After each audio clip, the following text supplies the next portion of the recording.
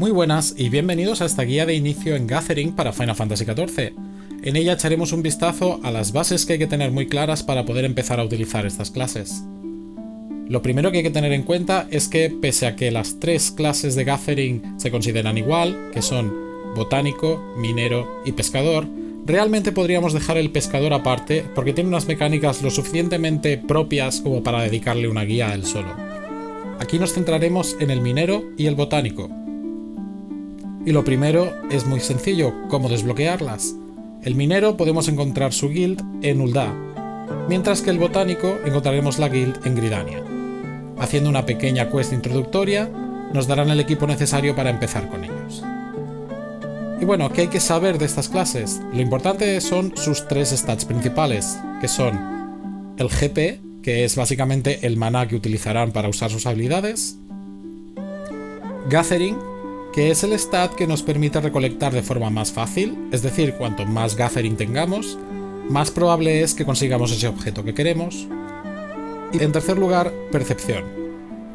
La percepción nos permitirá conseguir ese objeto, pero de calidad mejor, lo que se conoce como HQ. Y bueno, ¿cómo nos ponemos a recolectar? Pues una vez equipados con nuestra herramienta, ya sea el pico de minería o el hacha de botánico, solo hay que salir a un mapa fuera de las ciudades y empezaremos a ver nodos de recolección. Los nodos solo se pueden ver en la clase concreta en la que estás, es decir, si vas por ahí de mago negro no verás ningún nodo, pero si vas de botánico verás los nodos de botánico, pero no verás los de minero. Simplemente nos acercamos a uno de estos nodos, interactuamos con él y veremos que aparece la interfaz de recolección. En esta interfaz podemos ver, por un lado, los objetos que se pueden recolectar, el porcentaje de probabilidad de que se recolecten, que es el número grande que hay encima, y el porcentaje de probabilidad de que sean HQ, que es el número pequeño de abajo. En caso de que nunca hayamos recolectado ese objeto en concreto, aparecerá con un interrogante, y siempre, sea el objeto que sea y tengamos los stats que tengamos, tendremos un 25% de probabilidades de cogerlo. Una vez hemos conseguido cogerlo la primera vez, aparecería con sus stats normales. Los nodos, como podemos ver, tienen lo que sería como una barra de vida que se irá bajando cada vez que hagamos algo en él. Cada vez que cojamos o intentemos coger un objeto, perderá algo de vida el nodo. Cuando se quede la barra a cero, el nodo desaparece y aparecerá más adelante en otra parte.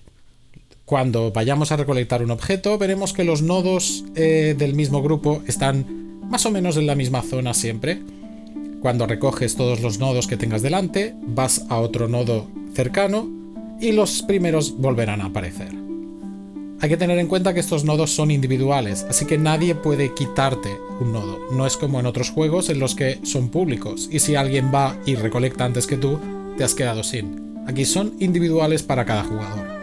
Otra cosa a tener en cuenta de los nodos es que alguno de ellos puede disponer de un bonus. Estos bonus pueden ser aleatorios o pueden ser fijos. Hay algunos nodos que siempre tendrán el mismo bonus. Y hay nodos que de vez en cuando les aparecerá un bonus aleatorio. Estos bonus pueden ser una mejora en la recolección, una mejora en la calidad, el hecho de poder recoger más objetos a la vez o el poder hacer más intentos de recolección. Para activar estos bonus, lo único que hay que cumplir los requisitos que pida el nodo. En la parte de abajo podremos ver que este nodo pide una cantidad concreta de un stat y si se dispone estará activado. Si se activa el bonus de un nodo, aparecerá un mensaje en cuanto intentemos interactuar con él. Para saber dónde podemos recolectar un objeto, aparte de buscarlo por internet, la forma más fácil es mirar nuestro Gathering Log, ya sea desde el menú o pulsando V en el teclado podremos acceder al Gathering Log en el que podemos mirar por nivel qué objetos están disponibles. Si tenemos un objeto concreto que queremos buscar, por ejemplo, vamos a buscar Iron Ore, solo hay que ponerlo en la barra de búsqueda y nos aparecerá los objetos que concuerdan. Clicando en él podremos ver en qué zona del mapa está para poder ir y recolectarlo.